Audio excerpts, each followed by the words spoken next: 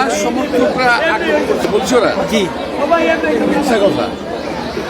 এটা একটা সিম্প্যাথি পাওয়ার জন্য কথা বলছে। আমি এত বছর নির্বাচন করি 1991 সাল থেকে এ পর্যন্ত বিএনপির সমর্থকরা কোনো অপোজিট প্রার্থীর উপরে হামলা করে নাই, কোনো রেকর্ড নাই। এগুলো হলো সস্তা জনপ্রিয়তা পাওয়ার জন্য কথাটা হয়তো বলছে। আমার কোনো লোক কথা হামলা করছে না, তবে ওরা উস্কানি দিচ্ছে যাতে হামলা করা হয়।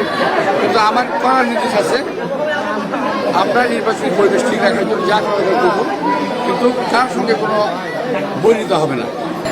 এটা কি করে সম্ভব? 17 বছর আমরা বিএনপি ক্ষমতায় নাই, গত 1.5 বছর তো ওরা ক্ষমতায় ইন্ডিয়ারেক্টলি। বিএনপি ইনভলভমেন্ট কোথায় এখানে? বিএনপিকে দোষারোপ করা হলো তাদের কাজ।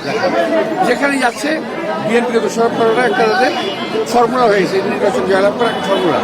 বিএনপিকে দোষারোপ করে নির্বাচন আচরণবিধি লঙ্ঘন করে ওটা নির্বাচন কমিশন দেখবে, ওটা আমার চোখে পড়েছে। আমি ওগুলো কিছু ভাবি না, শুধু পোস্টার লিফলেট দিয়ে নির্বাচন জয়লাভ করা যায় না যদি জনগণের মন জয় না করা যায়। ভোটের পরিবেশ কেমন দেখছেন? ভোটের পরিবেশ কেমন দেখছেন? ভালো কথা, ভালো আছে এখন পর্যন্ত। যখন উত্তপ্ত করার চেষ্টা চলছে।